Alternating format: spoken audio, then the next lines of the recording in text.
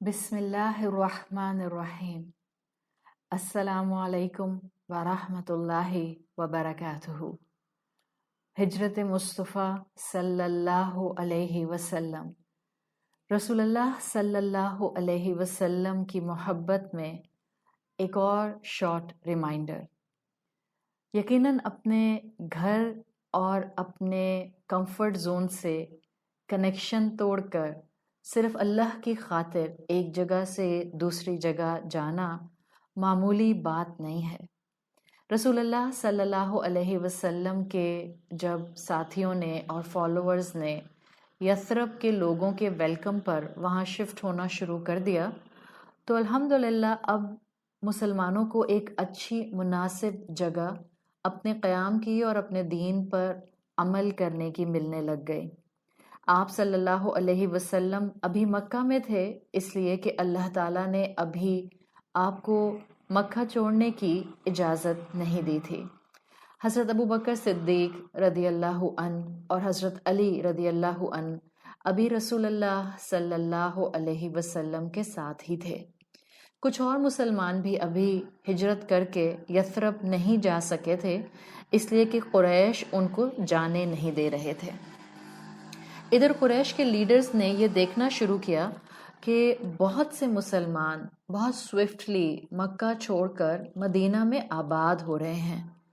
انہوں نے اللہ کے رسول صلی اللہ علیہ وسلم پر حملہ کرنے کا ناپاک ارادہ کرنے کے لیے ایک دوسرے کو گیدر کیا، اور کسٹم ان کا یہ تھا، ٹریڈیشن ان کا یہ تھا کہ جب بھی ان کو کوئی اہم فیصلہ کرنا ہوتا تھا مکہ کے سرداروں کو، تو وہ اپنے اینسیسٹر جو کہ قصی بن کلاب کے نام سے آتے ہیں ان کے گھر میں جمع ہوا کرتے تھے۔ اب کی دفعہ بھی قریش کے سب سردار رسول اللہ صلی اللہ علیہ وسلم کے اگینسٹ پلاٹ کرنے کے لیے قصی بن کلاب کے گھر جمع ہوئے۔ یہاں رک کر ہم چند سبق ضرور دیکھ لیں اب تک کے انسیڈنٹ سے۔ یقیناً اپنے کمفرٹ زون کو چھوڑنا اللہ کی محبت میں کسی نہ کسی لیول کی ہجرت ہوتی ہے۔ ایک ہجرت ہوتی ہے زمین سے دوسری زمین کے حصے پر چلے جانا، اور یہ بھی ہجرت ہوتی ہے کہ انسان ان ساری عادات کو چھوڑ دے، ان سارے لائف سٹائلز میٹرز کو چھوڑ دے جو اللہ اور اللہ کی دی ہوئی شریعت سے ٹکراتے ہوں۔ یہاں یہ بھی پتہ چلتا ہے کہ رسول اللہ صلی اللہ علیہ وسلم نے اللہ کے حکم کے آنے کا انتظار کیا کہ جب تک اللہ تعالیٰ ہجرت کا حکم نہ دے دیں رسول اللہ صلی اللہ علیہ وسلم مکہ نہ چھوڑیں۔ اس سے پتہ چلتا ہے کہ اللہ کا بندہ اللہ کی اطاعت میں کتنا بار بار اللہ کی طرف دیکھتا ہے۔ جب بہت سے مسلمان ہجرت کر کے چلے گئے تو نیریشنز میں آتا ہے کہ حضرت ابو بکر صدیق رضی اللہ عنہ نے بھی خواہش کا اظہار کیا کہ آپ اجازت دیں تو میں بھی ہجرت کر کے اب یثرب چلا جاؤں۔ آپ صلی اللہ علیہ وسلم نے حضرت ابو بکر صدیق رضی اللہ عنہ سے کہا کہ ابھی آپ انتظار کیجئے، ہو سکتا ہے آپ کو ایک اچھے ٹریولر کمپینین کوئی ساتھ میں ٹریولنگ کمپینین کوئی آپ کو مل جائے۔ ادھر قریش کے جو لیڈرز تھے یہ قصی بن کلاب کے گھر جمع ہوئے اور انہوں نے رسول اللہ صلی اللہ علیہ وسلم کو نقصان پہنچانے کا پلان بنانے کا ارادہ کیا۔ کہتے ہیں کہ جب یہ سب یہاں اکٹھے تھے تو ایک بزرگ ان کو کوئی بہت ہی عقل مند وائز سا قصی بن کلاب کے دروازے پر نظر آیا۔ اصل میں یہ شیطان تھا جو ایک انسان کے روپ میں اور ایک بہت ہی سینسیبل وائز انسان کے روپ میں قصی بن کلاب کے گھر اس گیدرنگ میں آیا تھا۔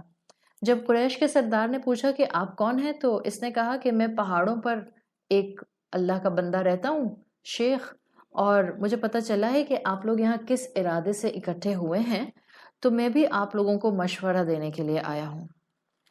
قریش کے سرداروں نے اس کو ایک وائز انسان سمجھتے ہوئے اپنے ساتھ بٹھا لیا۔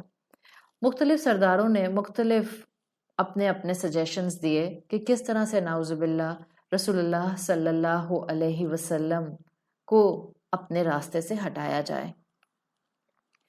ابو جہل نے فائنلی یہ مشورہ دیا کہ ہر قبیلے کا ایک ایک نوجوان تلوار ہاتھ میں دے کر اپوائنٹ کیا جائے اور سب مل کر ایک ساتھ رسول اللہ صلی اللہ علیہ وسلم کے گھر کے باہر کھڑے ہو جائیں اور سب مل کر رسول اللہ صلی اللہ علیہ وسلم پر حملہ کریں تاکہ محمد صلی اللہ علیہ وسلم کے قبیلے والوں کو ریونج لینے کے لیے ہر قبیلے کا مقابلہ کرنا پڑے اور ایونچولی وہ کسی سے بھی ریونج نہ لے سکیں۔ جب شیطان نے یہ مشورہ ابو جہل کا سنا تو اس کو بہت پسند آیا اور اس نے اپریشیٹ کیا کہ یہی مشورہ سب سے بہترین ہے اور آپ سب لوگ اس پر عمل کریں۔ فائنلائز کر لیا گیا کہ یہی طریقہ کار رسول اللہ صلی اللہ علیہ وسلم کو نعوذ باللہ راستے سے ہٹانے کے لیے استعمال کیا جائے گا۔ جس رات ان سب نے مل کر رسول اللہ صلی اللہ علیہ وسلم پر حملہ کرنا تھا، جبرائیل علیہ السلام نے آ کر آپ صلی اللہ علیہ وسلم کو ساری بات بتا دی اور آپ سے کہا کہ آپ اس رات اپنے بستر پر نہیں سوئیں گے۔ آپ صلی اللہ علیہ وسلم سمجھ گئے کہ ماجرا کیا ہے۔ آپ صلی اللہ علیہ وسلم نے حضرت علی رضی اللہ عنہ کو اپنے بستر پر اپنا بلینکٹ دے کر اوڑھ کر لیٹنے کو کہا اور کہا کہ علی آپ کو کوئی نقصان نہیں پہنچا سکے گا، آج آپ یہاں آرام کریں۔ جب رسول اللہ صلی اللہ علیہ وسلم نے میک شور کر لیا کہ حضرت علی رضی اللہ عنہ سیف ہیں تو آپ اپنے گھر سے نکل گئے۔ جب آپ صلی اللہ علیہ وسلم اپنے گھر سے نکلے ہیں تو آپ نے اللہ کے حکم پر ریت کی مٹھی ان نوجوانوں کی طرف جو آپ کے گھر کے باہر کھڑے تھے تلواریں ہاتھ میں لے کر ان کی طرف پھینکی اور اللہ تعالیٰ نے ان کو آپ صلی اللہ علیہ وسلم کو دیکھنے سے محروم کر دیا۔ سورۃ یاسین کی آیات اس موقع کے اوپر آپ نے پڑھی۔ آپ صلی اللہ علیہ وسلم ادھر حضرت ابو بکر صدیق رضی اللہ عنہ کے گھر پہنچے۔ ادھر جب صبح ہوتی ہے تو حضرت علی رسول اللہ صلی اللہ علیہ وسلم کے حجرے سے باہر آتے ہیں اور یہ نوجوان دیکھ کر حیران ہو جاتے ہیں کہ رسول اللہ صلی اللہ علیہ وسلم نہیں بلکہ حضرت علی باہر آ رہے ہیں۔ ان کو اندازہ ہو جاتا ہے کہ رسول اللہ صلی اللہ علیہ وسلم یہاں سے نکل چکے ہیں۔ ادھر جب رسول اللہ صلی اللہ علیہ وسلم حضرت ابو بکر صدیق رضی اللہ عنہ کے گھر پہنچتے ہیں اور ان سے کہتے ہیں کہ ہجرت کا وقت آ گیا ہے تو حضرت ابو بکر صدیق رضی اللہ عنہ رونا شروع کر دیتے ہیں اور ان کو اس وقت احساس ہوتا ہے کہ اصل میں وہ ٹریولنگ کمپینین کوئی اور نہیں رسول اللہ صلی اللہ علیہ وسلم تھے جن کے لیے رسول اللہ نے ان کو ہنٹ دی تھی۔ بہت خوشی خوشی حضرت ابو بکر صدیق رسول اللہ صلی اللہ علیہ وسلم کو بتاتے ہیں کہ انہوں نے 2 اونٹ آلریڈی تیار کر کے رکھے ہوئے ہیں۔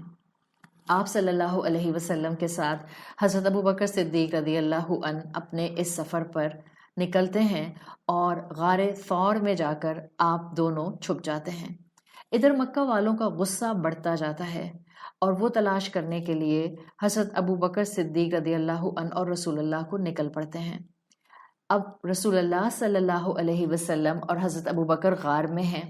اللہ کے حکم سے ایک ڈو فاختہ وہاں گھونسلہ بنا کر انڈے دے دیتی ہے اور اسپائڈر وہاں ویب بنا دیتا ہے انٹرنس کے اوپر۔ جب قریش کفار ڈھونڈتے ڈھونڈتے غار ثور تک پہنچتے ہیں تو رسول اللہ صلی اللہ علیہ وسلم اور حضرت ابو بکر صدیق کو ان کے پیر نظر آتے ہیں۔ یہ وہ وقت تھا جب ابو بکر صدیق ڈر جاتے ہیں اور رسول اللہ صلی اللہ علیہ وسلم ان کو ہمت دلاتے ہیں، لا تحزن ان اللہ معنا، گھبرائیے نہیں، اللہ کی معیت میں ہم ہیں، اللہ تعالی ہمارے ساتھ ہیں، اللہ کی پروٹیکشن میں ہم ہیں۔ ادھر کفار جب یہ دیکھتے ہیں کہ غار کے منہ پر گھونسلہ ہے ڈو کا اور اسپائڈر ویب بھی ہے تو ان کو اندازہ ہوتا ہے کہ اس لائق کہ یہاں کافی عرصے سے کوئی انٹر نہیں ہوا، وہ واپس غصے میں پلٹ جاتے ہیں۔ ادھر رسول اللہ صلی اللہ علیہ وسلم و حضرت ابو بکر صدیق 3 دن جب دیکھتے ہیں کہ اب معاملہ تھوڑا سیٹلڈ ہے تو حضرت ابو بکر صدیق کے بیٹے 3 اونٹ جو ایک اور اونٹ لے کر یہاں پہنچتے ہیں، کھانا لے کر آتے ہیں اور اس طرح سے یہ تینوں ایک گائیڈ کے ساتھ یثرب کی طرف سفر شروع کر دیتے ہیں۔ ادھر قریش کے سردار ایک انعام رکھتے ہیں، ریوارڈ، کہ جو محمد کو ڈھونڈ کر لائے گا صلی اللہ علیہ وسلم اس کو 100 اونٹ کا تحفہ دیا جائے گا۔ ایک بہترین جو سب سے طاقتور ان میں سے ایک واریر ہوتا ہے، وہ کہتا ہے میں جاؤں گا اور محمد کو صلی اللہ علیہ وسلم کو تلاش کر کے لاؤں گا۔ الٹیمیٹلی وہ رسول اللہ صلی اللہ علیہ وسلم، حضرت ابوبکر صدیق اور حضرت ابوبکر کے بیٹے اور گائیڈ تک پہنچ جاتا ہے، لیکن نزدیک پہنچنے سے پہلے ہی ایک اٹیمپٹ کرتا ہے تو اس کے جانور کے جو ٹانگیں ہیں وہ گھٹنوں تک ریت میں دب جاتے ہیں۔ پھر وہ اپنے جانور کو کھڑا کرتا ہے اور پھر رسول اللہ صلی اللہ علیہ وسلم کی طرف بڑھنے کی اٹیمپٹ کرتا ہے تو اس کے جانور کے پاؤں گھٹنوں تک ریت میں دب جاتے ہیں۔ 3 مرتبہ یہ واقعہ ہوتا ہے، آخر یہ شخص پہچان جاتا ہے کہ محمد صلی اللہ علیہ وسلم کے ساتھ وہ پروٹیکشن موجود ہے جو پروٹیکشن دنیاوی نہیں بلکہ کچھ ایکسٹرا آرڈنری ہے۔ یہاں سے واپس پلٹتا ہے، مکہ آتا ہے اور مکہ والوں کو وارن کر دیتا ہے کہ کوئی بھی رسول اللہ صلی اللہ علیہ وسلم کو یثرب پہنچنے سے روک نہیں سکتا۔ ادھر اللہ کے رسول صلی اللہ علیہ وسلم یہ ہجرت مکمل کرتے ہیں، اور یہ تھی ہجرت مصطفیٰ صلی اللہ علیہ وسلم، جس میں آپ اپنے آبائی علاقے مکہ کو چھوڑتے ہیں۔ جب آپ صلی اللہ علیہ وسلم پیچھے مڑ کر دیکھتے ہیں اور آپ اپنا سفر یثرب کی طرف شروع کرتے ہیں تو رسول اللہ صلی اللہ علیہ وسلم کی جو حدیث ہے اس کے الفاظ آتے ہیں کہ یہ بلیسڈ لینڈ ہے، یہ مجھے بہت بلوڈ ہے، اگر یہاں کے رہنے والے میرے لیے یہاں کا رہنا تنگ نہ کرتے تو میں اس بہترین مقام اور اس زمین کو چھوڑ کر کبھی بھی نہ جاتا۔ رسول اللہ صلی اللہ علیہ وسلم کی یہ ہجرت مصطفیٰ صلی اللہ علیہ وسلم ہوتی ہے۔ اہل یثرب آپ کو ویلکم کرتے ہیں، آپ اللہ کے حکم پر اپنی دل پسند جگہ کو، اپنی آبائی جگہ کو خیر آباد کہہ کے آگے کی طرف بڑھ جاتے ہیں۔ گھر بار سب کچھ چھوٹ جاتا ہے، علاقہ قبیلہ سب کچھ چھوٹ جاتا ہے۔ ہمارے لیے ہجرت مصطفیٰ صلی اللہ علیہ وسلم میں کئی سبق ہیں۔ ایک یہ کہ انسان کو اللہ کی اطاعت کے لیے اس دنیا میں کسی نہ کسی لیول کا کمفرٹ زون چھوڑنا پڑتا ہے۔ ہمارے لیے اس میں یہ سبق ہے کہ اللہ سے ہمیشہ اچھے کمپینینز، اچھے ساتھی مانگیں جو آپ کے مشکل میں، ایڈورسٹی میں، جو آپ کی نیکیوں میں آپ کے ساتھی بنے۔ ہمارے لیے اس میں یہ سبق ہے کہ رسول اللہ صلی اللہ علیہ وسلم نے اسٹریٹجی پلان کی۔ آپ نے مکہ سے نکل کر ڈائریکٹ یثرب کا سفر شروع نہیں کیا، بلکہ آپ نے غار ثور میں 3 دن انتظار کیا۔ That was the part of strategies. تو مسلمان بھی اسٹریٹجیز بناتے ہیں۔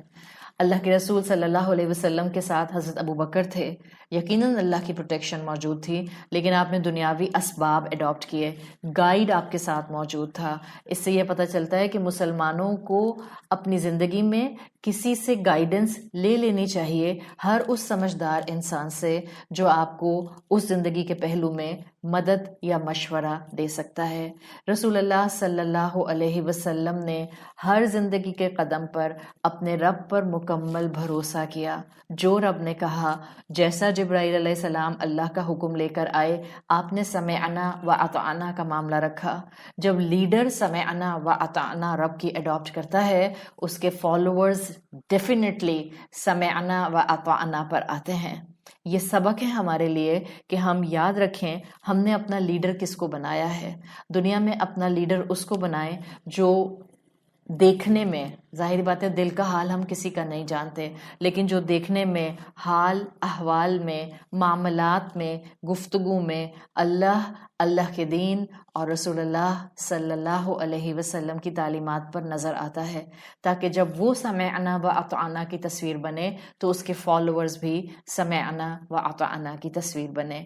ہجرت مصطفیٰ صلی اللہ علیہ وسلم ہمیں یہ بتاتی ہے کہ زندگی کا مقصد اطاعت رب ہے، عبادت رب ہے، فرما برداری رب ہے، چاہے اس کے لیے ہمیں نفس کی قربانی دینی پڑے، خواہش کی قربانی دینی پڑے یا نعمتوں کی قربانی دینی پڑے۔